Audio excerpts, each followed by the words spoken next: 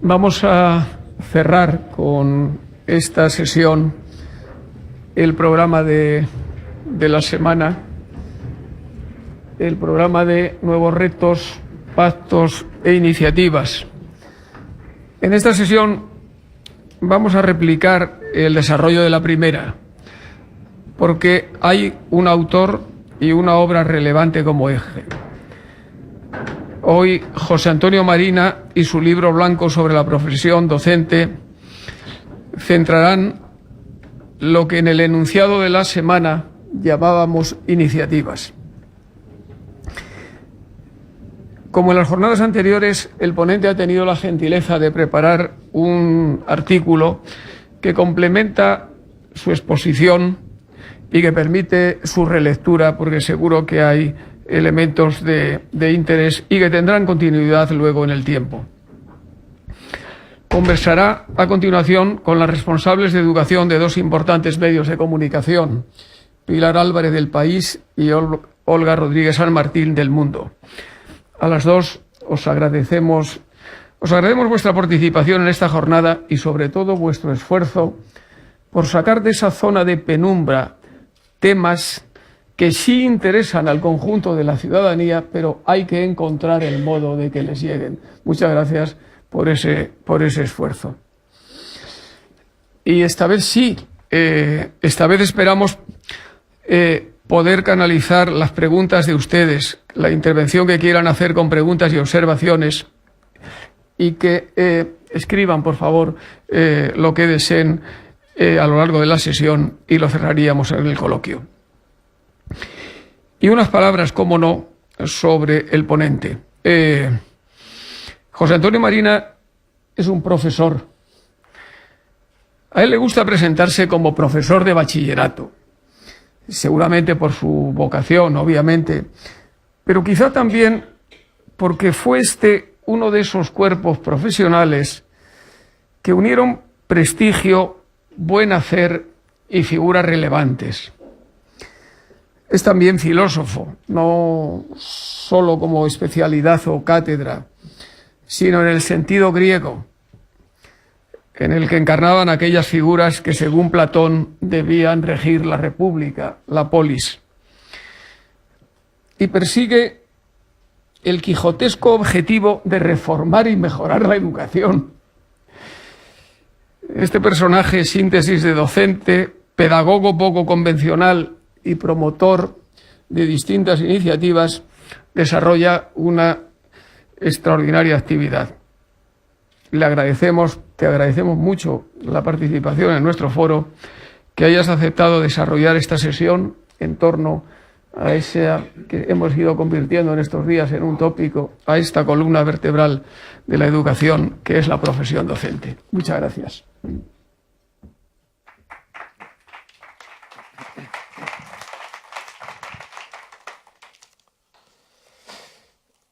Bueno, estos dos días anteriores, hemos tenido un esquema, yo creo que bastante coherente.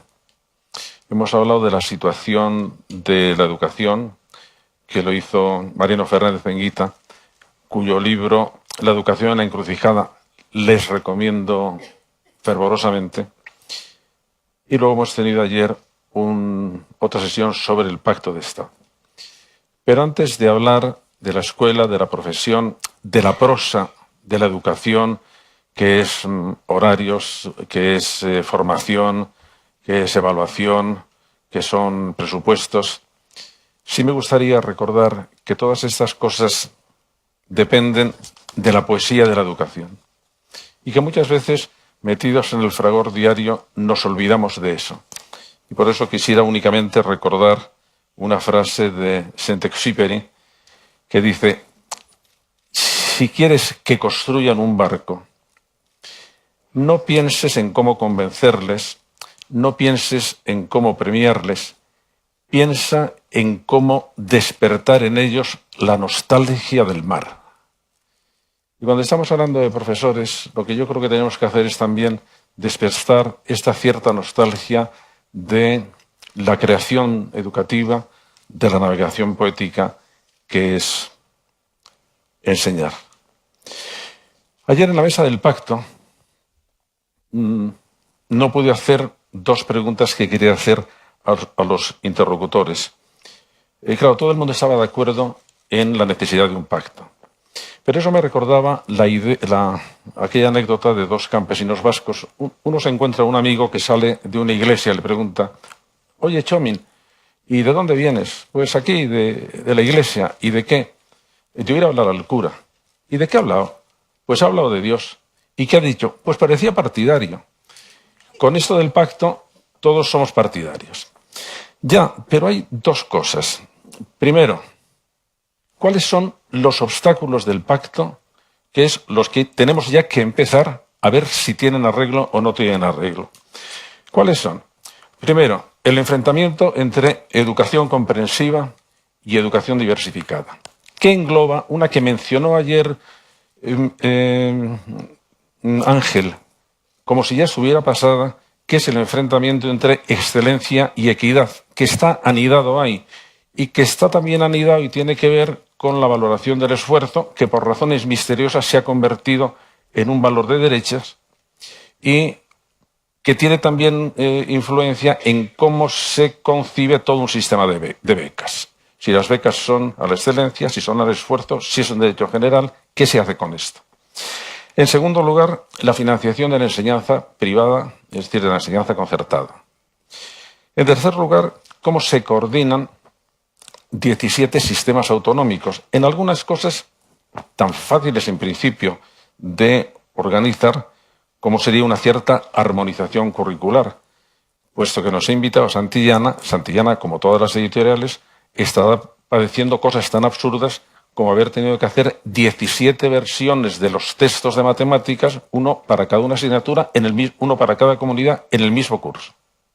Únicamente porque pueden alterarse algunas lecciones que pasan de un curso a otro, con lo cual no hay homogenización entre unas comunidades a otras. Bueno, esto no es una especie de prerrogativa de la transferencia educativa. Esto es simplemente una tontería educativa. Y, por lo tanto, una especie de listeza educativa yo creo que simplificaría estos problemas. El tema de la religión en la escuela, el tema de la formación, la selección y la evaluación del profesorado. Y esos son temas que están ahí y que a mí me parece que tienen una solución razonable todos. Lo cual no quiere decir que vayan a tener una solución política, porque hay una parte de la política que está fuera de todos los patrones de la racionalidad. Y estos temas son temas que no tienen por qué estar contaminados de ideología. ¿Que siempre habrá una ideología educativa? Por supuesto que sí, en temas de prioridades, no en temas técnicos. Cuando ayer Paco López Rupérez decía que hay muchas cosas sobre las que tenemos evidencias empíricas, sobre esas no hay ideologías que valgan. Sobre eso hay que apelar a qué es lo que sabemos con seguridad de esto. La segunda pregunta que me hubiera gustado hacerla es que yo creo que estamos utilizando un concepto mítico de pacto de Estado.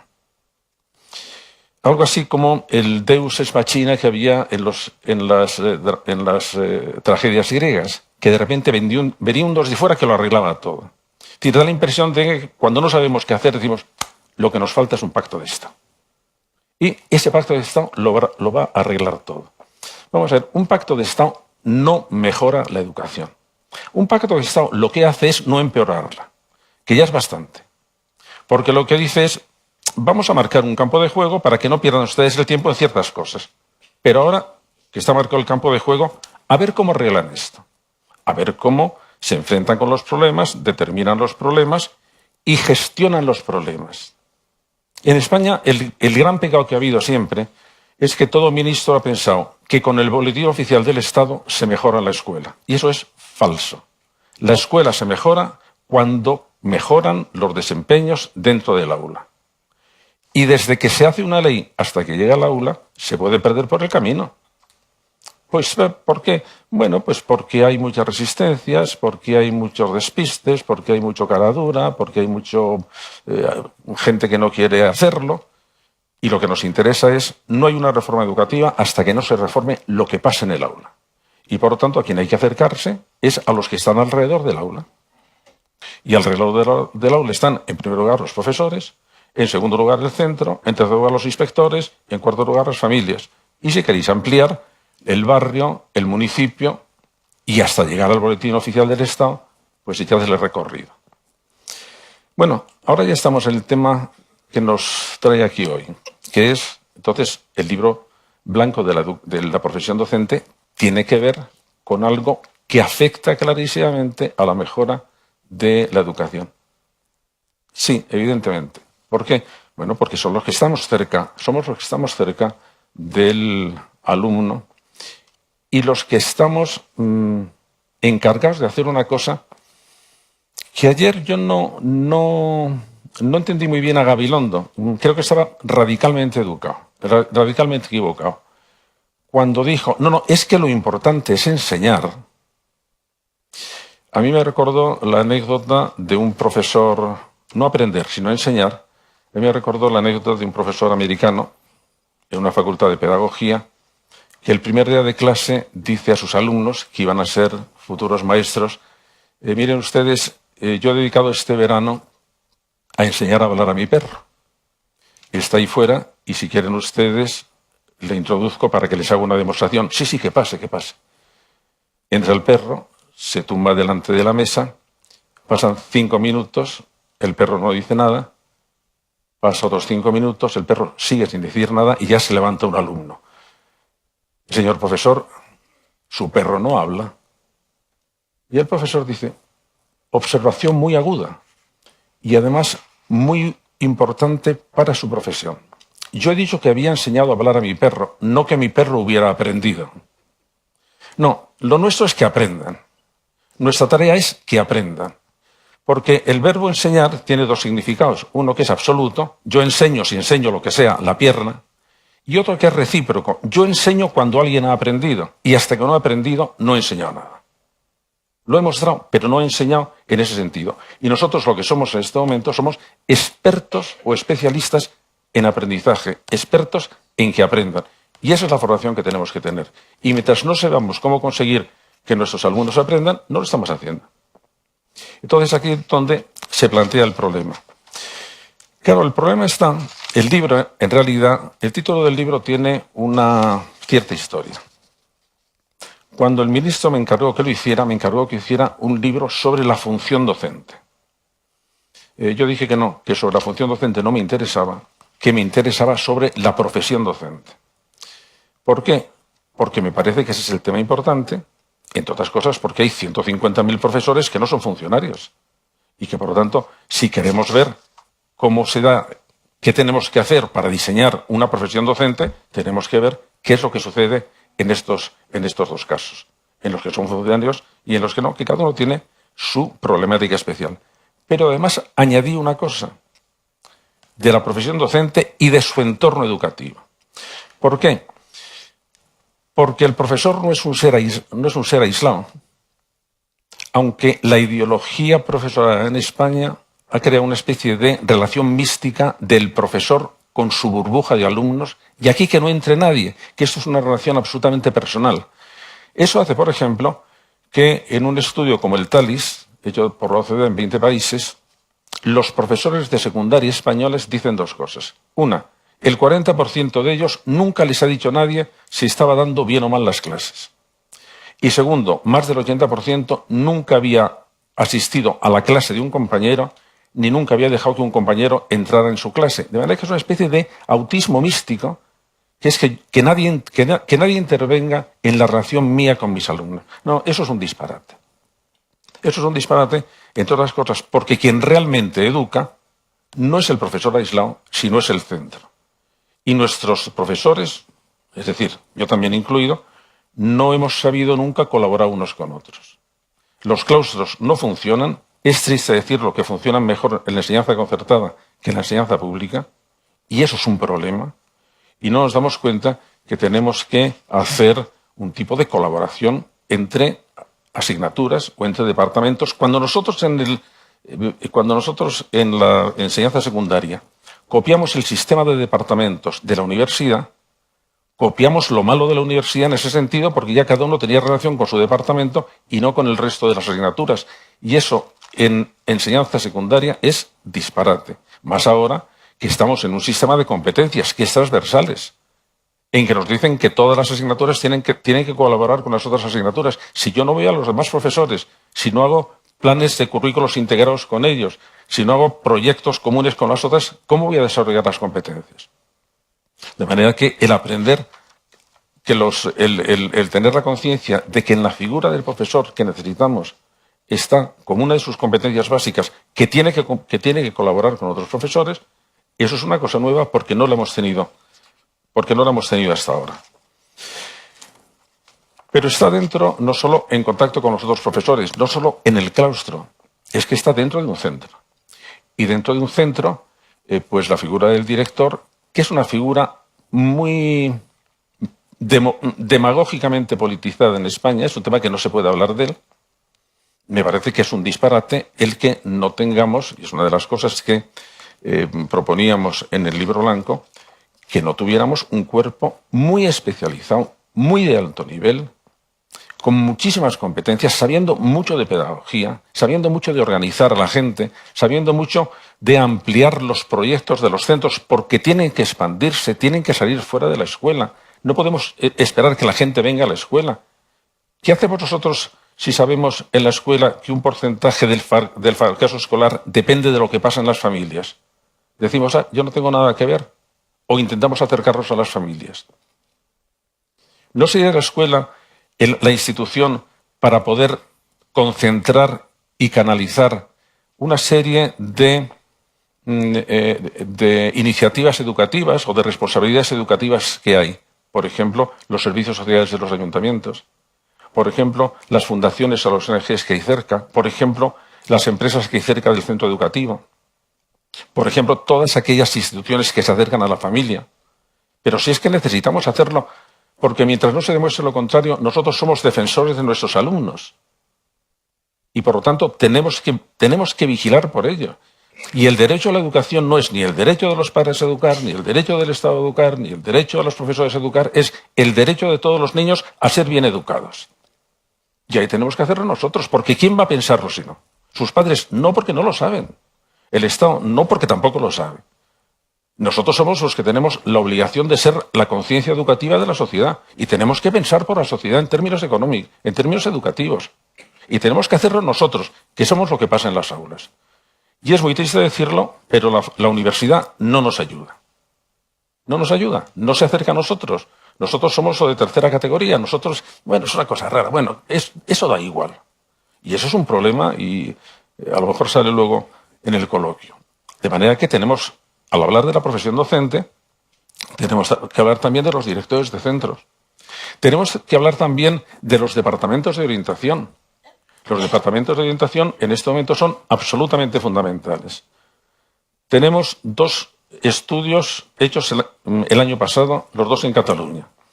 Uno por la Cátedra de Psiquiatría de Vall d'Hebron, que ha detectado en escuelas catalanas que hay alrededor de un 18% de alumnos de primaria y de secundaria con problemas psiquiátricos graves no diagnosticados. Y uno del Hospital de Sant Joan de Déus, con un porcentaje parecido, en este caso han estudiado solo trastornos de comportamiento. Bueno, este es un problema, porque tenemos que detectarlos de alguna manera, pero no hay en las escuelas coordinación con los servicios de pediatría, que aparte de eso no tienen servicios de psiquiatría pediátrica. Entonces, el porcentaje que tenemos nosotros se ha confirmado que es muy parecido al que hay en Holanda y en Canadá, porque hay estudios parecidos. La única diferencia es que allí se tratan muy tempranamente, muy precozmente estos problemas, y nosotros no. Y tenemos en cada aula un porcentaje que complican mucho la tarea del profesor. Bueno, eso tiene que ser los departamentos de orientación pedagógica y psicológica, que tienen que tener la suficientemente fuerza, tanto en primaria como en secundaria. En primaria ahora se lleva de una manera un poco caótica, pues porque no hay dentro del centro, hay equipos que van de un centro para otro, hay equipos municipales, pero nos tenemos que ocupar de eso. O, por ejemplo, la inspección. Claro que hay que hacer un plan de renovación de la inspección. ¿Por qué? Porque la inspección en este momento está anegada en papeles y no hace nada más que controlar. Si la inspección no era eso, la inspección tienen que ser personas de altísima cualificación pedagógica que puedan ayudar a los docentes a hacerlo mejor. y que por lo tanto tienen que entrar en las clases y tienen que saber si un docente está dando bien las clases o está dando mal las clases. Y todo eso forma parte de un sistema de mejora total de la escuela. ¿Y esto cómo se hace? Bueno, pues hay que empezar a ver cómo se forma a los que entran en el sistema, porque en un sistema funcionarial, el punto en que nos la jugamos es cómo se selecciona el ingreso en el sistema. Porque una vez que ingresa, amigo, ya es muy difícil saber qué hacer con él. De manera que o hacemos de una manera muy rigurosa quién entra, o nos estamos entregando en manos del destino. Y para eso hay que formar a la gente, hay que formarla de una manera muy rigurosa. Y eso implica una cosa, como formarla de una manera muy rigurosa es muy cara, es muy caro, no se puede formar en el inicio de la profesión. Se tiene que formar una vez que se ha seleccionado.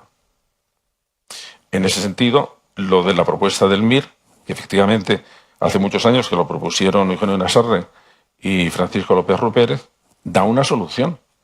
Da la solución de que donde se está dando la verdadera formación al profesorado es en 2 años de práctica en centros muy especiales, con tutores muy especiales porque sepan mucho, y donde literalmente se encarguen de formar al profesor, no de que el profesor les ayude a dar la clase, no de que el nuevo les supla, no, están allí para aprender. Todo este sistema, además, nos permitiría una cosa, que es estructurar una carrera docente que tuviera, como todas las carreras, una profesión docente que tuviera la posibilidad de ascender dentro de la profesión. ¿Por qué? Porque hay personas que pueden, dentro de la profesión, quedarse en su puesto, ¿no? Yo lo que quiero ser es profesor de aula, digamos, y entonces tienes que darle algún tipo de reconocimiento de que lo está haciendo bien. A mí me extrañó muchísimo la irritación, por ejemplo, de muchos profesores o de los sindicatos cuando propusimos que había que evaluar a los profesores y que además a los profesores buenos había que darle algún tipo de premio, como en todas partes. ¿Qué tipo de premio? Eso es otra cosa, vamos a verlo. Pero no puede ser que sea igual que lo hagas bien que lo hagas mal. No puede ser que no... Es absolutamente demoledor el que ni se valore lo bueno ni se sancione lo malo, porque entonces me da igual. Y una de las cosas de la carrera es que además puedo tener vías de promoción, que no es me voy a la universidad, porque entonces hemos destrozado el invento. Si la única forma de progresar dentro de la carrera, por ejemplo, de primaria y de secundaria, es irse a la universidad, pues eso significa que nosotros no tenemos entidad de excelencia.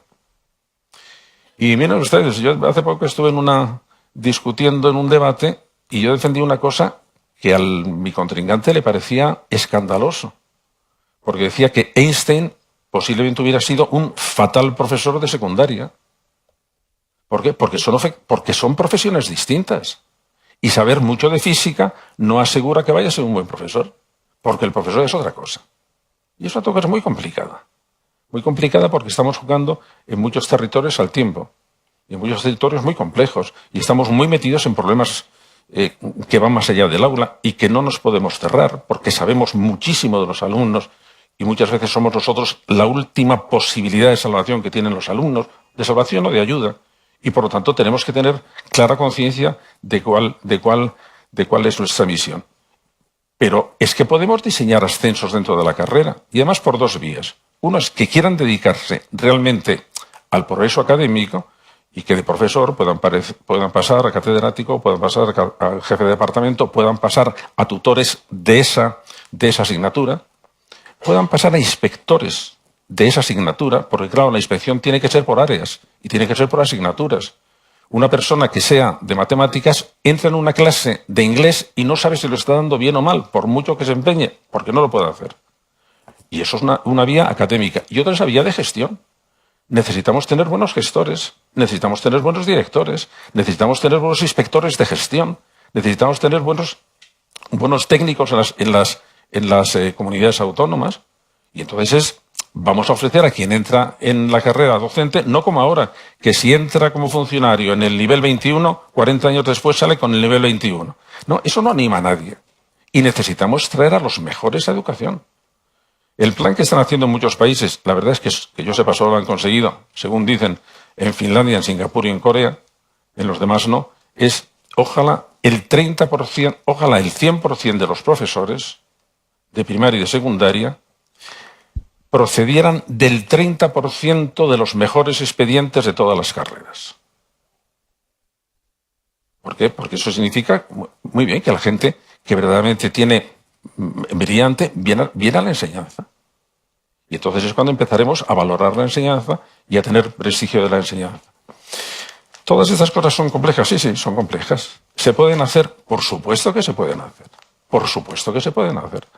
Por eso, y con esto ya termino y me entrego en manos de mis ejecutoras, que son Pilar y Olga, que además ya en el colmo del disparate las he ofrecido un premio a la que me haga la pregunta más puñetera. Así que yo mismo me he hecho el nudo de la cuerda con la que me vais a ahorcar.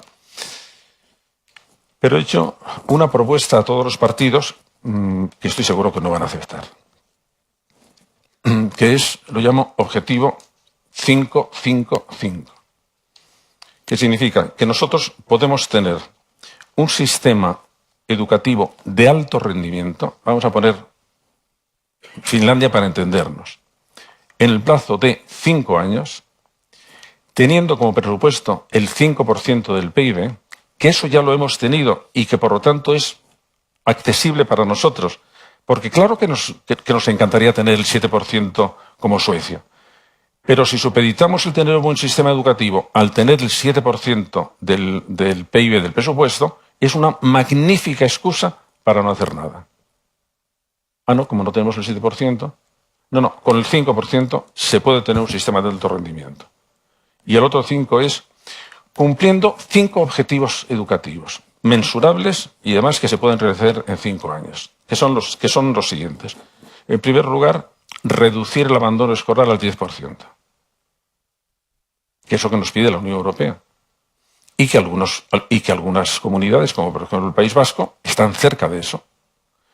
En segundo lugar, subir 35 puntos PISA. ¿Es que PISA es la panacea? No, PISA nos está trayendo también muchos problemas porque ahora la obsesión de todos los gobiernos es quedar bien en PISA, con lo cual ya lo único que les importa es quedar bien en PISA. Pero tenemos una serie larga que podemos comparar y por lo tanto nos sirve, junto con las otras mediciones internacionales, nos sirve para saber dónde estamos. En tercer lugar, resolver un problema que tiene nuestro sistema educativo, que es que la diferencia entre alumnos del mismo centro es mayor que la diferencia entre centros.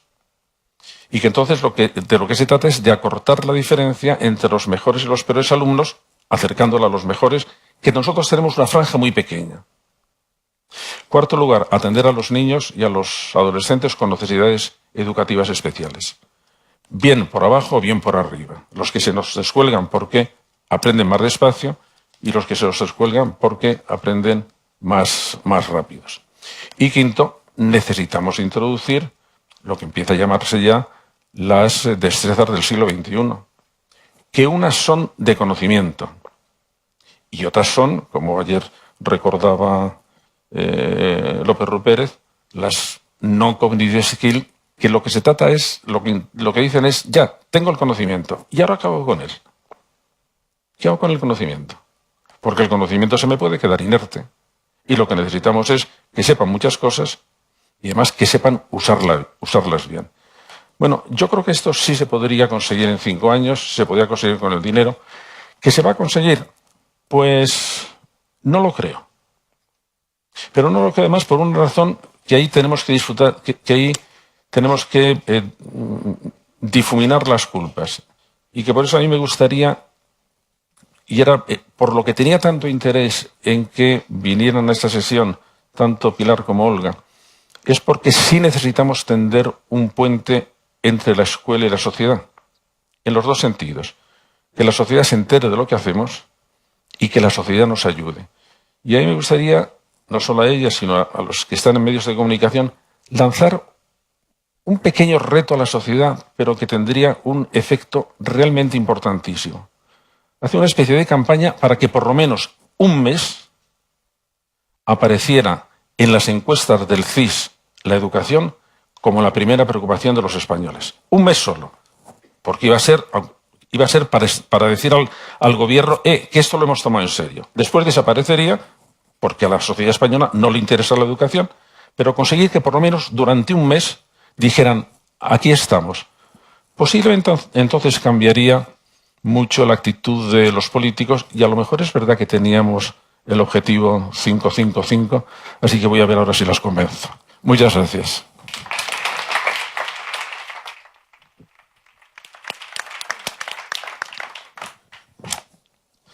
Bueno, pues os toca. Nos toca. Bueno, voy a empezar yo. No creo que tengamos ninguna pregunta que sea muy complicada. Nada. No. Bueno. Sobre todo porque te lo sabes bastante bien. Quería agradecer a la Fundación Santillana, a Emiliano, Mariano, la posibilidad de estar aquí, porque yo creo, y ahora dirás solo si estás de acuerdo, informar sobre educación es un privilegio. O sea, poder estar en sitios como este, poder conocer a la gente que está cambiando la escuela, es un privilegio. Y entonces, pues, bueno, quería agradeceros poder estar aquí. Y quería empezar precisamente por una cuestión que es el hilo conductor de las jornadas de esta semana, de la 30 semana de la educación de la Fundación Santillana, que es el tema del pacto de Estado. Ayer Luis Garicano decía: vamos a empezar a hacer un pacto de Estado quitando todos los asuntos cuña, que decía él, ¿no? Que son fuera la religión, fuera la concertada, fuera el catalán y fuera los asuntos que no nos permiten ponernos de acuerdo. No sé si estás de acuerdo con eso y, sobre todo, cuáles serían las 2 líneas, 3 líneas que tú dirías, esto es por aquí deberíamos empezar. Bueno, yo creo que primero, un pacto de Estado no se puede manejar en vaguedades, porque si se maneja, se tienen objetivos. Todos queremos tener buena educación, todos queremos tener una educación que desarrolle la personalidad integral, todo el mundo queremos una situación justa, ¿de acuerdo? ¿Y eso cómo se hace? Entonces, si por otra parte quitas todo lo conflictivo, te quedan cosas muy poco interesantes. Yo creo que hay 4 o 5 cosas, yo creo que solamente se pueden quedar fuera un par de cosas. En las demás, yo creo que tenemos que hacer una discusión racional sobre el asunto y intentar explicarlo a la sociedad. Ojalá cortocircuitáramos a los políticos y explicáramos a la sociedad que esto es posible y que no es verdad que estos temas tan sumamente conflictivos no tengan una solución racional. El tema posiblemente que tiene peor solución es el de la religión. Posiblemente sea eso. Bueno, pero respecto de la religión, yo creo que sí hay alguna solución racional, es decir, razonable, que permita que no todo el mundo se ponga muy contento, pero que no todo el mundo haya conseguido todo. Que es que, por ejemplo, tener un poco como principio, en la escuela pública, es la idea de la Revolución Francesa, de Condorcet, en la escuela pública se enseña lo universal. Eso es lo fundamental. Y luego, las cosas que no son universales, sino que pertenecen solo a una parte de la sociedad, se pueden enseñar, pero se pueden enseñar aparte, porque lo importante es universal. Entonces, una confesión religiosa no es universal, pero el estudio del fenómeno religioso sí es universal. Y entonces, si se pone uno de acuerdo en que esto es lo que se trata, entonces podemos dar una solución razonable. Sí, vamos a tener una asignatura que trate del fenómeno religioso, que luego se puede prolongar, pero ya fuera de horarios lectivos, pero incluso dentro del mismo paraguas de la escuela, con una clase confesional que se halla por otro lado. Y lo mismo, por ejemplo, respecto de la utilización, de otra utilización conflictiva, que es la utilización de la historia como medio de fortalecimiento de la identidad y no como medio de conocer lo que pasa. Bueno, eso, la protesta que han hecho algunos historiadores catalanes al ver cómo se había tratado en los libros de texto todo el movimiento de 1714, bueno, los mismos historiadores dicen es que eso no se puede instrumentalizar. A mí me parece que son 2 cosas tan sumamente razonables que con la paciencia que hay que enfrentarse con estas cosas se puede empezar a desmontar algunas de estas posturas. Por una cosa que no he tenido tiempo de explicarlo y que forma parte la tercera parte del libro blanco de la profesión docente es, bueno, ¿y esto cómo se gestiona? Es decir, ¿tenemos que cambiar la escuela? Sí. ¿Tenemos que mejorar el profesorado? Sí. ¿Tenemos que hacerlo como si estuviera en un avión que tiene que repararse en vuelo, porque no podemos esperar que nuevas generaciones de maestros vengan y cambien la escuela. La escuela la tienen que cambiar los que estamos ahora en la escuela. Y por lo tanto es desde dentro donde tenemos que hacer. Cuando vemos cómo se gestionan los cambios, por ejemplo, en el mundo de la empresa, todo cambio desencadena unos mecanismos de autodefensa muy violentos porque la gente tiene miedo y la gente no quiere cambiar. Y entonces se sabe que primero hay que dedicar un espacio de tiempo lento a desarmar las defensas que van a impedir cualquier tipo de cambio. Y eso hace falta una tarea de convencimiento, una tarea de presión y una tarea de decir, y ya hasta aquí hemos llegado. Si ya no te has convencido, ya no te tengo en cuenta. De manera que hay que ejercitar todas esas cosas, pero yo creo que por eso es tan necesaria la gestión. Por eso no vale para nada un pacto. Hay que después llevarle a la práctica con la gestión, que es tocar muchos palillos y tener una habilidad especial para hacer eso. Y bueno, pero creo que se puede hacer. Y José Antonio, en el tema de la lengua, el gobierno del PP ha pasado sin resolverlo, incluso se ha enzarzado más en Mira, encontrar respuesta. ¿Cuál sería tu fórmula para que todo el mundo pues mira, vamos a ver cuál es la solución razonable. La solución razonable significa aquella que, por una parte, satisfaga un tipo de deseo que es razonable, que es que hay una mayoría de catalanes que quieren que el catalán sea lengua vehicular. Pero aquí quien tiene el derecho, que es el problema que tenemos, el derecho a la educación no lo tiene la nación, no lo tiene el pueblo. No, el derecho a la nación, el derecho a la educación lo tienen los niños. Y por lo tanto, lo que tenemos que vigilar es cómo se defiende mejor el derecho de los niños a ser bien educados. Yo firmé, y en aquel momento tenía muchísima relación, por ejemplo, con Pujol, que me escribió una carta lastimosa diciendo que la había defraudado. Yo firmé un manifiesto que se hizo en defensa del castellano en Cataluña. Pero luego he visto que en las evaluaciones que se tiene, los alumnos catalanes, a pesar de la inversión lingüística, funcionan bastante bien en el uso del castellano. Y entonces, mi propuesta, siempre que hablo en Cataluña, es, en este tema como en todos, tenemos que tener un sistema de aceleradores y de frenos. Que se olvidaba mucho la lengua catalana, hay que acelerar. Que la lengua catalana está dejando que se retrase al castellano, hay que frenar uno y acelerar al otro. Porque lo que nos interesa es que al final la unión de las dos cosas sea para el niño, que es el quien tiene el derecho a ser educado, no sea perjudicial en ningún sentido. Ni en el sentido de que eso es lo que quiere el pueblo catalán, ni en el sentido de que está perdiendo el uso fluido de la educación. ¿Es perfecta? No, yo creo que no es perfecta. ¿Es razonable? Yo creo que sí es razonable. Y yo creo que hay más gente de la que parece que podría aceptarla. Ya, entrando un poco más en materia, lo que tiene que ver con la profesión docente, ya te habíamos oído alguna vez y lo has vuelto a decir hoy, la universidad no nos ayuda. Ayer decía Victoria Camps que cuando la Generalitat de Cataluña se planteó subir la media en la Facultad de Magisterio para ese proceso de entrada que fuera ya más elevado, tuvo problemas y al final el 8 se quedó en un 5. ¿Qué crees que debería hacer la universidad? ¿Cuál es el papel que debe tener? Bueno, yo con el deseo realmente de hacerme amigos, yo lo que he pedido es que se quite a la universidad la formación del profesorado. ¿Quién lo asume entonces? No lo está haciendo bien. En el proyecto que hemos hecho tiene que haber unos centros especiales de formación del profesorado, donde las personas vengan muy cualificadas también por su práctica educativa y que, por lo tanto, eso podría ser una de las vías, posiblemente sea la vía máxima de acceso, la vía máxima del desarrollo de la carrera docente de primaria y de secundaria, que no es pasar a la universidad, es pasar al Centro Superior de Formación del Profesorado, que es del profesorado. Los sistemas de la formación de los maestros en las facultades de pedagogía es desastrosa, entre otras cosas, porque no tienen práctica. Yo revisé, y Mariano creo que también intervino en la revisión del TED-M de la formación matemática de los maestros de primaria, que tienen un problema. Casi todos vienen de letras y no han visto las matemáticas en los últimos años de estudio.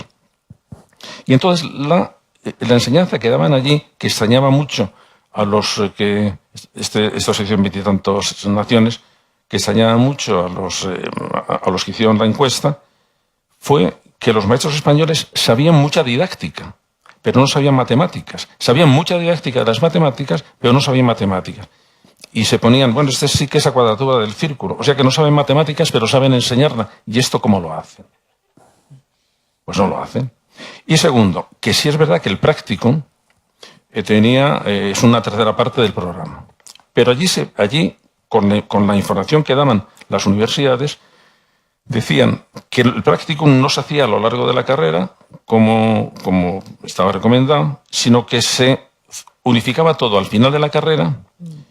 Y ahí también los observadores extranjeros decían, qué raro es que en el practicum de magisterio español no suspende nadie. ¿Es que son todos tan buenos? ¿O es que es un trámite? No, es que es un trámite porque una de las cosas que decían las universidades, agárrate, es que no resulta muy difícil encontrar escuelas donde hacer el practicum. Bueno, pues señalaré que el sistema estaba mal. Pero pasemos a secundaria. Secundaria, hemos sufrido durante muchísimos años el CAP. Para que ahora empiecen algunas personas responsables a decir, pues el CAP era mejor con lo malo que era mejor que el máster de secundaria.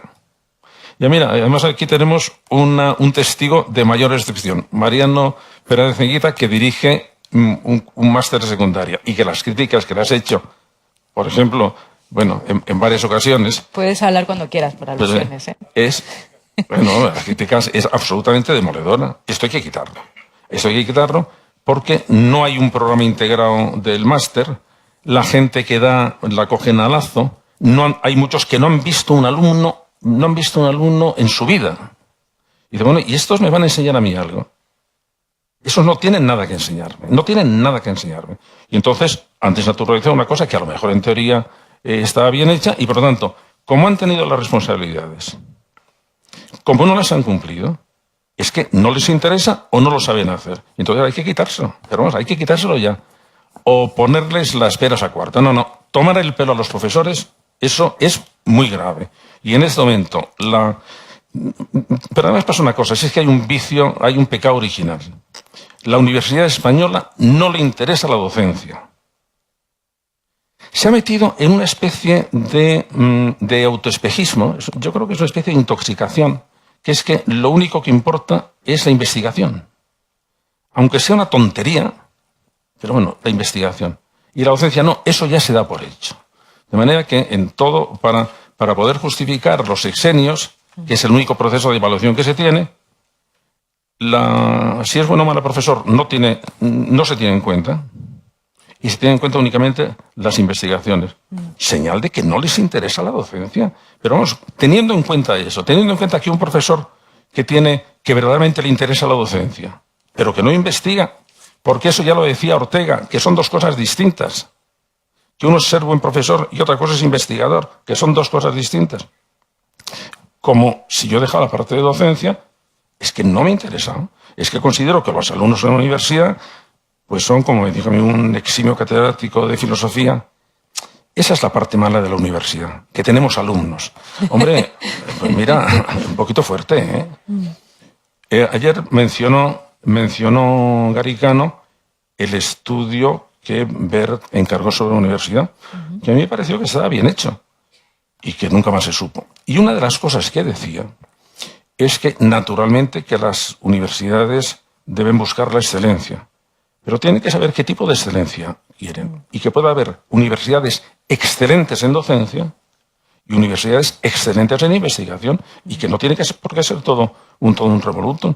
De manera que, como la cosa está así, yo tengo muy poca esperanza en que la universidad sea capaz de regenerarse en su concepto de docencia y que nos pueda enseñar algo a los de las verdaderos niveles de aprendizaje que son en este momento primaria y secundaria. Una de las cosas que plantea en el libro y que han generado más polémica es darle la vuelta a todo este sistema funcionarial que los directores puedan contratar a quien quieran, que haya unos procesos de selección más rigurosos, pero si quitamos las oposiciones, que al fin y al cabo es un proceso uniforme para todos, ¿qué filtros podrías poner? O sea, ¿qué cosas... ¿Cómo haríamos unos criterios rigurosos? Que no volviéramos a un sistema endogámico. Bueno, dentro de un MIR habría dos tipos de filtros. Vamos a coger secundaria. Una persona tiene, digamos, el filtro de su carrera. La carrera ha hecho un grado que es un grado común a todo y, por lo tanto, sale siendo físico, matemático o filólogo. No sabe si vale para la enseñanza o si no vale para la enseñanza. Entonces, sí hay un máster, donde es un máster ya que está diseñado para ver si esa persona tiene interés en la docencia y tiene capacidades docentes. Porque lo que decía Irene Rigau en Cataluña es que le interesaba por lo menos que la nota fuera en dominio lingüístico, ya, aunque no fuera ya en matemáticas tampoco, pero por lo menos que la persona que fuera a dedicarse al magisterio que supiera hablar con una cierta fluidez. Porque la palabra sigue siendo la herramienta de trabajo de un docente. Y ni siquiera consiguió eso. De manera que tenemos que ver si tiene vocación, qué es lo que sabe, si tiene aptitudes. Y eso es el máster. Y cuando aprueba el máster, esa es la selección, que además sería una selección que tiene que estar acoplada de alguna manera con la demanda de profesorado que va a haber. En este momento estamos produciendo, me parece que son 3 veces más maestros de los que necesitamos. Con lo cual, 2/3 partes de los maestros están condenados a no tener nunca trabajo. Entonces es ir acoplando, hombre, con una cierta flexibilidad, y entonces esas personas pasan al módulo que es verdaderamente de selección, que son 2 años trabajando con un experto que va a decir si lo haces o no lo haces.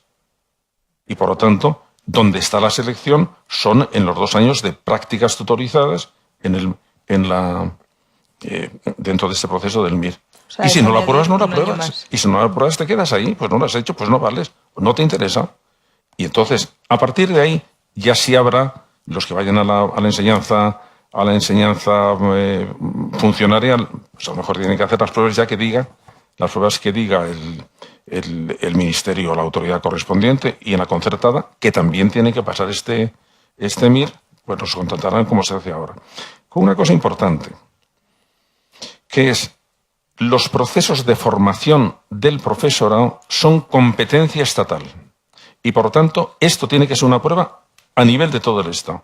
Y eso nos ha dado cuenta el Estado de que es una competencia que tiene, que es muy potente en educación, y que además tiene a su favor una sentencia del Tribunal Supremo en contra de la Comunidad Autónoma de la Generalitat, que quería poder diseñar los programas de formación del profesorado. Y el Tribunal de Justicia dijo, no, eso es competencia del Estado. Y por lo tanto, el diseño de esto, aunque hubiera centros de formación del profesorado en cada una de las comunidades, el diseño de la formación del profesorado es competencia estatal. Y por tanto, la evaluación, el nivel que va a tener el profesorado, tiene que ser competencia estatal. Hay otra cuestión que siempre sale cuando se habla del docente, que es el prestigio del docente. Ayer decía también Camps que no necesariamente el docente es una figura que no tenga prestigio. De hecho, sale bien, no en las encuestas de lo que les preocupa a los ciudadanos, pero sí en las encuestas de los profesionales que más les gustan con los que se sienten más identificados los ciudadanos. Pero, sin embargo, si tú vas a las escuelas y hablas con los profesores, se sienten muy maltratados. ¿Qué es lo que está pasando ahí y cómo habría que conseguir que se recuperara o que se unieran las dos cosas? Pues mira, ese es un fenómeno curioso. Es un fenómeno curioso porque se da una doble percepción del mismo fenómeno. Todas las encuestas externas que tenemos nos dicen que en España la profesión de docente está muy valorada. Siempre son primero médicos y segundo docentes. Y sin embargo, cuando preguntas a los docentes, ellos creen que la sociedad no les valora. Vamos a ver, ¿qué es lo que pasa aquí? Ellos conocen también que las encuestas dicen que están muy valoradas. Yo lo interpreto, pero no sé si es cierto porque no conozco ningún estudio, no sé si alguno de los expertos que tenemos aquí los conocen.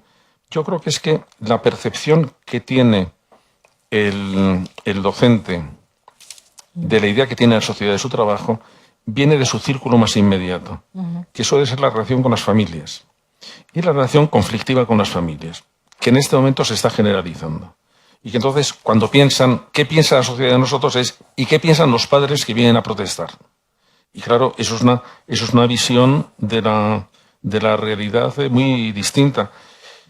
Y además que hay una serie de informaciones que no calan en el profesorado. Por ejemplo, el tema de las retribuciones. El tema de las retribuciones del profesorado español es la media de la OCDE y en algunos casos un poquitín más. Lo que pasa es que eso es al comienzo de la carrera. Como nosotros no tenemos profesión docente y por tanto no tenemos posibilidad de ascender, la única evaluación que hay es por méritos, es por años.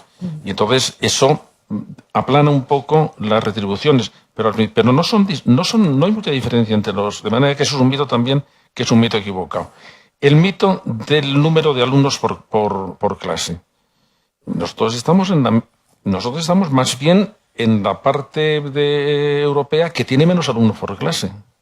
Y sin embargo, consideramos que nosotros estamos exageradamente sobrecargados. De manera que hay las horas de clase. Nosotros tenemos más horas de clase que la media. Nos están diciendo aquí que no es así. Vamos, bueno, pues vamos a ver. Ahora. Bueno, pues ahora vemos. El problema de las horas de clase. Nosotros tenemos más horas de clase. Nosotros, por ejemplo, las tasas de no idoneidad que tenemos es absolutamente disparatada. Tenemos a la mitad del alumnado que está un curso inferior al que debería estar porque está repitiendo. La tasa de repeticiones que tenemos en España es absolutamente descomunal y a la vista está que no nos arregla nada. Pero ahora paro y que me decís que no es verdad.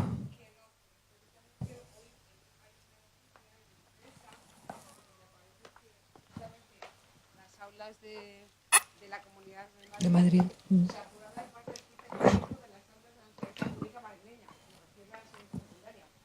Es un informe de comisiones, ¿no? Sí. De comisiones, yo creo que es Sí. un informe de comisiones. Pero lo que pasa es que no te he oído porque estaba. ¿Qué es lo que dice?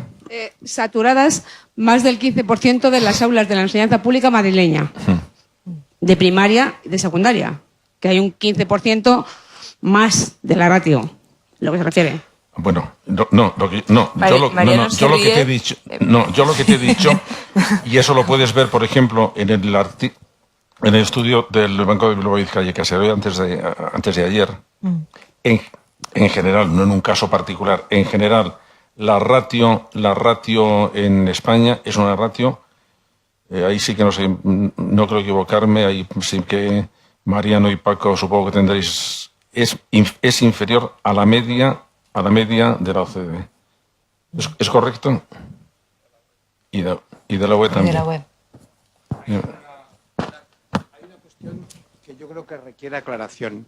Las referencias que está haciendo José Antonio son a nivel estatal, que es la comparación que se efectúa, obviamente, después entre países. Por otra parte, el caso de la Comunidad de Madrid, y eso lo tenemos muy estudiado en el Consejo Escolar del Estado, es un caso atípico habida cuenta de su bajo nivel de ruralidad.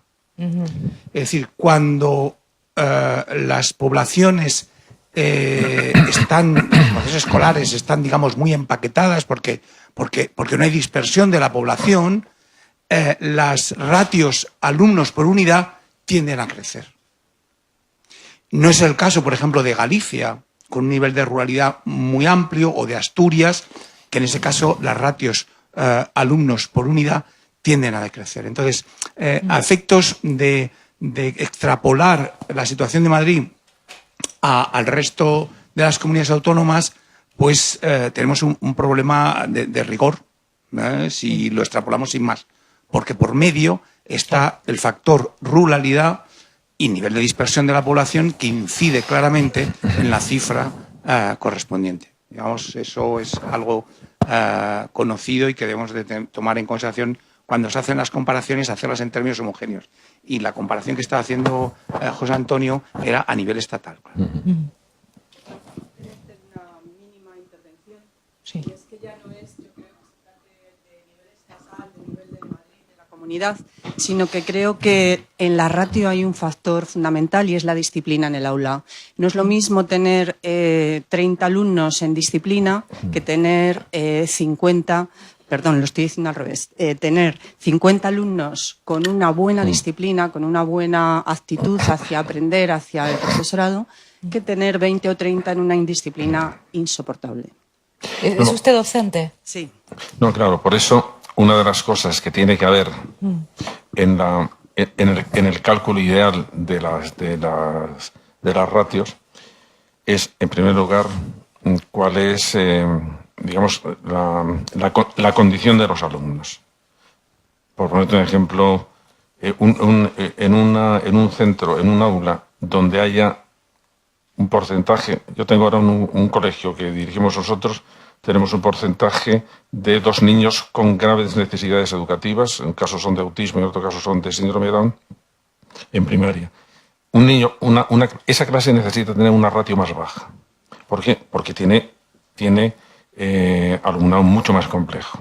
Entonces, la complejidad del alumno, bien sea por temas de disciplina, bien sea por temas de tradición educativa, los niños que vienen con pobreza educativa tienen dificultad de integrarse en las aulas, entonces sí necesitan más clases de apoyo, sí necesitan más problemas de apoyo. De hecho, uno de los factores que influyen en la eficacia de las aulas es la calidad del compañero de al lado. Por ponerte un ejemplo un poco simplificador. Por eso, cuando estamos intentando ver... Lo que pasa es que entonces la solución... Una de las soluciones es, mira, tenemos que separarlas, porque entonces las clases que están mezcladas, entonces perjudican a los buenos y no mejoran a los malos. Y ese es un tema de los de pacto escolar, que es comprensividad, diversidad, y ese es muy complejo. Y ese sí hay que decir exactamente que también tiene solución. Pero tiene solución con un tipo diferente en los centros conflictivos, un tipo diferente de organización de las aulas y un tipo diferente de procedimientos pedagógicos para enseñar. Que a lo mejor pueden necesitar que en un momento dado sean 2 profesores los que se unen con un aula, que tienen, por ejemplo, que utilizar muchas veces sistemas de tutores entre los alumnos para que ayuden a otros, que las pedagogías colaborativas permiten que el aula se organice de otra manera, que ahora, por ejemplo, no estamos aprovechando la ayuda que para esos casos, incluido el caso de disciplina, nos proporcionarían las nuevas tecnologías. Los chicos se resuelven muchísimos problemas de atención y muchísimos problemas de motivación y muchísimos problemas de disciplina cuando están trabajando con ordenador. Y dice, pues mira, pues vamos a hacer todo esto. Claro, lo que no puede ser es con una metodología hecha para clases homogéneas y no muy grandes, intentar aplicarla a clases muy heterogéneas y que a lo mejor son igualmente grandes. No, hay que romper esta dinámica por algún sitio, o bien disminuyendo la ratio o cambiando los sistemas, las metodologías. Eso forma parte de lo nuestro. Mariana. No sé si se interrumpe. Uy, no, nada. Esto... Vale. Son afirmaciones, preguntas, ¿no? Porque no deberíamos olvidar la cuestión de las ratios. Las ratios, a ver, 20 alumnos con un profesor no es una ratio. 20 millones de alumnos con 1 millón de profesores son una ratio. Y yo creo que el problema a veces son las ratios mismas. 2 cuestiones muy simples. Tengo como pregunta, a ver lo que piensas. No es lo mismo 3 grupos de 20 alumnos con un profesor cada uno que un grupo de 60 alumnos con 3 profesores. Es completamente distinto. En algunos sitios se están haciendo ese tipo de cosas y yo creo que el problema de la ratio deriva del viejo modelo ineludible, pero ya no más, de que un profesor con X alumnos en su aula tal, tiene que cargar con lo que toque. Y, en segundo lugar, claro, es evidente, yo creo que la sociedad puede y debe estar dispuesta a, en ciertos casos, salir a un profesor por alumno o lo que haga falta, pero en ciertos casos. Lo que no puede ser es que con esa teoría del alumno que necesita tal y cual, lo que hagamos sea querer reducir por igual todas las ratios, porque entonces entramos en un agujero de costes sin fin, y en este país, además de alumnos, pues hay viejos y hay otras cosas, ¿no? Entonces quizá haya que repensar. Sí. No, pero vamos, yo creo que más o menos estamos de acuerdo que es precisamente en cuando, teniendo en cuenta que el problema no es puramente numérico, sino es de la condición del número, digamos, que cuando los alumnos por alguna razón son difíciles o son conflictivos o tienen muy poco background educativo o vienen de zonas donde no se valora la educación y por lo tanto tenemos muy mala conexión con las familias, o son niños, como en los casos estos, rondando los límites de las dificultades patológicas, en que son muy perturbadores, necesitan una atención muy especial, o niños que vienen de culturas. Por ejemplo, el caso de los alumnos donde hay un porcentaje de etnia gitana son especialmente interesantes, porque plantean unos problemas educativos muy peculiares y que entonces hay que afrontarlos de una manera distinta, de manera que yo sí estoy de acuerdo en que ¿cuál es el objetivo? Hombre, que todos los niños alcancen su máximo. En un caso lo pueden alcanzar estando 30 con un profesor y en otro van a necesitar estar 2 con un profesor. ¿Por qué? Por las diferencias, y nosotros no tenemos esa flexibilidad. Nosotros en algunos casos, por ejemplo, en este colegio que te decía que tenemos casos de autismo y de síndrome de Down, no estamos consiguiendo que nos venga un profesor de apoyo. Y claro, pues tenemos que hacer lo que podemos, porque no tenemos los recortes. Una de las cosas que han hecho, claro que los recortes han dado, siguen manteniendo los servicios, digamos, mínimos a todo el mundo. Donde se ha notado mucho era precisamente en este tipo, realmente, que es lo que define la calidad de un sistema, que es que estos niños no están metidos dentro de un pack donde van con todo, sino que pueden tener un tipo de educación mucho más personalizada. Pero dicho esto, ahí no sé, Mariano, si tú estás de acuerdo, creo que una parte importante de este objetivo que tenemos todos, que sería la educación muy personalizada, sí se puede facilitar si para ciertas cosas tenemos la ayuda de programas muy personalizados al ordenador. Es decir, el éxito que están teniendo, por ejemplo, en Estados Unidos, y lo vamos a tener aquí pasado mañana, que son los tutores cognitivos informatizados, que son tutores que van acompañando a cada niño concreto en su velocidad de aprendizaje. Bueno, nos resuelve un problema tremendo. Nos resuelve el problema de que además el mismo niño puede ir evaluando su velocidad de aprendizaje, y además ahora que está viniendo todo un sistema muy complejo, que yo no acabo todavía de ver claro, pero que van por ahí las cosas, de aprovechar los conocimientos de los Big Data precisamente para ajustar la velocidad de aprendizaje a través de un ordenador con la velocidad en que va aprendiendo el niño. Bueno, tenemos ahí una ayuda. Esa solución no, pero deja que la acción del profesor, que tiene que estar siempre presente, tenga más tiempo para dedicarse a otras cosas, porque este ajustamiento del programa, ya se está hablando de programas hiperindividualizados, o sea, ya es la repera. Pero tiene que hacerse por estos medios y vamos a ver cómo lo hacemos para que sea compatible con otro tipo de cosas que tienen que venir del profesor persona. José Antonio, se suele decir que los niños de ahora no aprenden porque no están motivados. ¿Tú compartes esta teoría que le gusta mucho a los psicólogos? Vamos a ver, mira, yo creo que, para seguir haciendo amigos, yo creo que la influencia de los psicólogos en la educación no ha sido buena. Y no ha sido buena en 2 temas. Y uno ha sido concretamente en el tema de la motivación. ¿Por qué? Sí, vamos a ver, a mí me extrañó tanto un fenómeno muy curioso en la historia de la psicología. Hacia los años 30 del siglo pasado, desaparece de los libros de psicología y luego de los libros de pedagogía y luego de la didáctica el concepto que había servido para explicar el comportamiento humano, que era el concepto de voluntad. Pero cuando digo que desaparece, es que desaparece. Y nadie se queja. A mí me intrigó tanto que escribí un libro solo para intentar explicarme por qué eso que ha pasado, que se llama el misterio de la voluntad perdida. ¿Por qué desapareció el concepto de voluntad? Bueno, pues no protestó nadie porque había sido sustituido por un concepto que además venía precedido de la idea de que es un concepto mucho más científico, que era el concepto de motivación. Pero claro, el concepto de motivación y el concepto de voluntad pertenecen a dos sistemas distintos.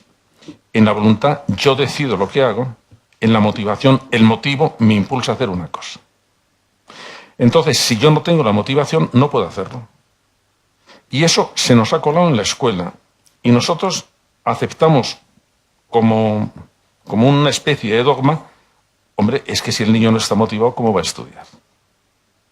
Bueno, pues eso no es verdad. Y ahora están volviendo hacia atrás. Yo en el libro aquel decía, antes o después vamos a recuperar el concepto de voluntad. El concepto de voluntad se está ya recuperando.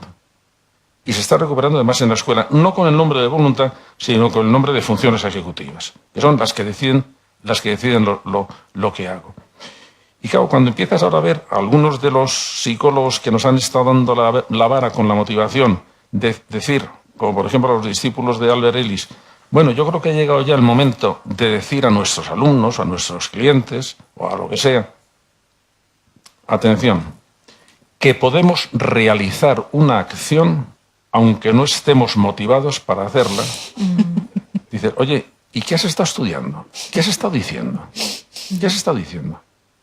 Que eras un pobre desgraciado que no tenías motivación, pues como alguien no te diera motivación desde fuera, no podías hacer nada. ¿Qué es lo que habías estado diciendo cuando la sensatez todavía se mantenía? Que claro que el ideal es hacer las cosas motivado. ¿Por qué? Porque la palabra motivación solamente significa tener ganas de hacer algo. ¿Eso qué significa?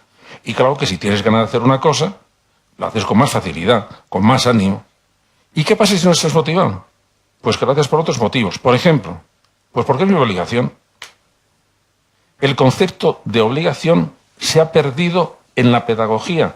O si no, decir algún libro de pedagogía donde diga, y en este momento lo que hay que hacer es, en vez de educar emocionalmente al niño, en vez de hacerle que la motivación intrínseca sea fantástica, no, hay que decirle, mira chico, lo siento, pero esto lo haces porque es tu obligación. Y se acabó el cuento. Pues no nos atrevemos a hacerlo. Y ese ha sido un problemón. Pero además, Olga, tú imagínate. Se te estropea un día el grifo y llamas a un fontanero. Y el fontanero te hace una chapuza. ¿Qué dirías tú si cuando vas a protestar, yo, fontanero, te dijera, pues mire usted, señora, es que yo ese día no estaba motivado para el grifo? ¿Qué me dirías? Usted es un cara dura. Y con razón. ¿Por qué? Porque naturalmente que podemos hacer cosas, pero el mecanismo de, y esto lo haces porque es tu deber, se ha perdido. Y eso nos trae por la calle de la amargura, ¿eh? ¿Y eso supone eliminar también todo lo que tiene que ver con la educación emocional en las escuelas? Digo, para que sigas haciendo amigos. Muy bien, hurga en la herida. Vamos a ver, la educación emocional. Hombre, voy a justificar primero por qué puedo decir esto. Hombre, porque yo hablé de las emociones y publiqué 2 libros sobre las emociones, uno El laberinto sentimental y otro El diccionario de los sentimientos, cuando no se trataba ese tema en España. Cuando en las facultades de psicología las emociones se estudiaban como un capítulo de una asignatura que era motivación. ¿Por qué no se consideraba que las emociones hubiera forma de estudiarlas? Se estudiaban las emociones básicas, que eran las 6 que se dan en todas las culturas: alegría, tristeza, miedo, furia, asco y asombro. Se decía así un poquito. Y lo único que se decía es que las emociones son motivadoras. Si tengo miedo me motiva a huir, si tengo furia me motiva a agredir y poco más. Y era una leccioncita. Entonces viene una obra que yo saludé, digamos, con entusiasmo cuando apareció, porque venía a poner de moda un tema que a mí me parecía que era importante, que era el libro de Goleman, La educación emocional. El libro de Goleman era malo, pero tuvo la suerte de venir en un momento en que él aprovechó investigaciones muy serias que se estaban haciendo y supo contarlas, y eso me pareció un gran mérito. Pero entonces se pone de moda. Y cuando se pone de moda, se sigue el esquema de los grandes psicólogos americanos. Son gente muy brillante que descubre una idea.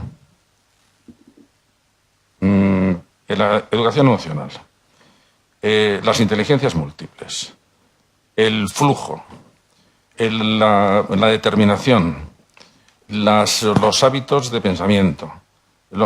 Y entonces, una vez que han descubierto una idea, que es muy brillante, se produce un fenómeno rarísimo. Ya son incapaces de pensar en otra idea. Y ya el resto de su vida profesional se dedican a dar vueltas a eso. Y después siguen un sistema que es, lo explico muy bien, lo explico en muchos artículos con distinto título, pero que es lo mismo, y pongo un chiringuito económico para venderlo. Y ahí se acaba. Y entonces, eso, pasan los años, y por fin llega un momento que llega a España y lo cogemos como si fuera la panacea. Cuando ya en otros sitios ya se está olvidando el asunto. ¿Por qué? Pues porque era clarísimamente una moda. ¿Es importante la educación emocional? Por supuesto que es importante. Por supuesto que es importante porque la emoción forma parte de la conducta. Pero entonces lo que tenemos que hacer es saber que nosotros, lo que nos caracteriza es que cuando tenemos las emociones, lo que es la experiencia que nos permite entrar en relación con valores. De manera que nosotros estamos siempre trabajando con dos vías. Una vía informativa que nos da datos y una vía emocional que nos da valores. Todo eso ocurre que donde nosotros estamos realmente, nuestra peculiaridad, es que en cada momento podemos decidir si actuamos movido por emociones o si actuamos movido por pensamientos. Y algunas veces entran en conflicto. Y entonces lo que hay que decir, resumiendo, educando las emociones, no se resuelve todo. Un ejemplo. La empatía es una emoción. ¿Hay que educar emocionalmente la empatía? Por supuesto. ¿Por qué? Porque la empatía me permite comprender lo que le pasa al otro. ¿Es la empatía definitiva o decisoria para guiarme el comportamiento? No. ¿Por qué? Porque no conozco a nadie que tenga más empatía que los timadores. Y entonces dice, ¿entonces qué pasa? Que claro que hay que estudiar y desarrollar la educación emocional, pero que tiene otra vía encima, que es el uso de la inteligencia emocional. Y ahí entramos en otro tipo de relación con los valores y decir que todos los problemas de convivencia se van a arreglar si tenemos buena educación emocional, eso es falso. Unas veces tendré que controlar mis emociones. ¿Por qué? Pues por el caso este que te digo, por ejemplo, de la empatía. Nos han metido en un problema con el tema de la autoestima. No sé. Vamos a desarrollar la autoestima a toda pastilla, porque si una persona no tiene la autoestima muy alta, no va a poder comportarse debidamente. Pero miren ustedes, cuando hacemos estudios, por ejemplo, a delincuentes juveniles, tienen una autoestima que se la pisan, que se la pisan. ¿Qué pasa? Que la educación emocional da lo que da. Y por encima de la educación emocional tiene, por ejemplo, que ir la educación ética. La del deber, la de valores pensados. La de decir, sí, ya lo sé que esto me pasa así, pero no puedo estar pensando que todo lo voy a arreglar por eso. Entonces, educación emocional, sí. ¿Todo educación emocional? No. Porque los problemas de los comportamientos no lo arreglan solo las emociones, sino otros mecanismos de dirección del comportamiento que tenemos. Y eso es bastante elemental, querido Watson. Hay un abuso en la escuela de la empatía, de la inteligencia emocional, la creatividad. ¿Crees que que está mal visto el tema de la disciplina o del esfuerzo? ¿Está considerado como algo de derechas, carca y antiguo? Sí, pero igual que ya puestos a decir algunos de los disparates grandes de la educación española, el de la disciplina nos ha llegado tan viciado que es un problema. Es un problema saber qué hacemos con él. El de la autoridad es un problema saber qué hacemos con él. Pero hay otro todavía más fundamental. Un día recuerdo que estaba discutiendo, me voy a levantar porque he dejado ahí el reloj y se me va a olvidar. Así que ahora que me acuerdo, lo recojo. Un día estaba en una mesa redonda con Montserrat Comendio. Y entonces dijo con mucho aplomo Porque, claro, lo que no podemos consentir es que en las escuelas se sigan aprendiendo las cosas de memoria. Y yo le pregunté, oye, Montserrat, ¿y si no las aprendemos de memoria, de qué las aprendemos? ¿De nariz? Claro, la memoria es el órgano del aprendizaje. Es el órgano del aprendizaje. Y decir, no te lo aprendas de memoria, pues es como decir, pues eso, apréndetelo de nariz. Otra cosa es, ¿y luego qué hago con la memoria? Porque yo una cosa puedo aprender solo a repetirla, pero también puedo aprender a crear. Vamos a ver, no hay nada más tonto, y eso sí que es una de las ideas absolutamente... Test de inteligencia rápido. Dime si es verdad esto. La memoria es la inteligencia de los tontos. Si dices que sí, descalificado. Eres tonto completo. Tonto completo. ¿Por qué? Porque la memoria es la inteligencia de los tontos, de los listos, de los genios y de todo. De todos. Porque todo lo que hacemos es biología más memoria.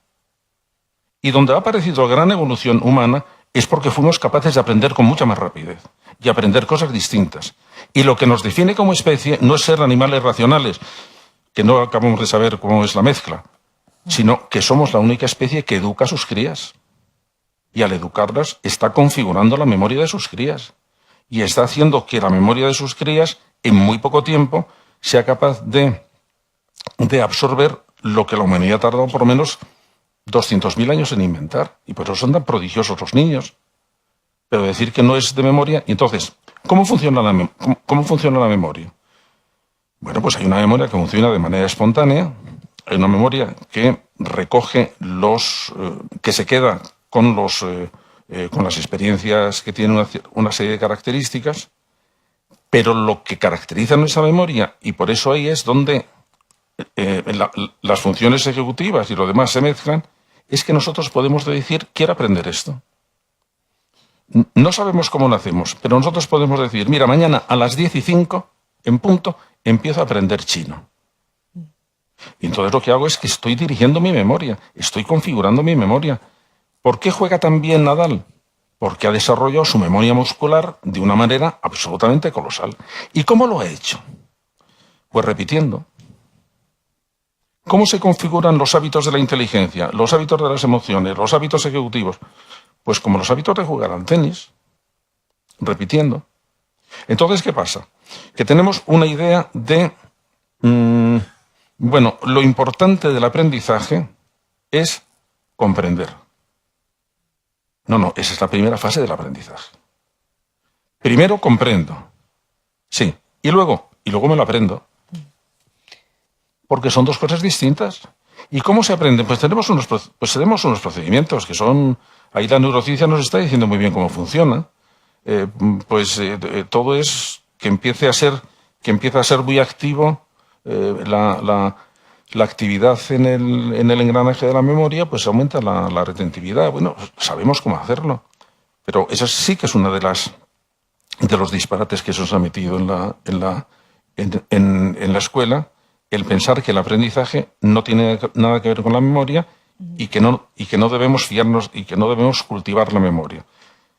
Entonces eso ha producido una especie de disfunción que los docentes que estáis aquí lo sabréis, que es, lo importante no es que aprendas las cosas, lo importante es que aprendas los procedimientos.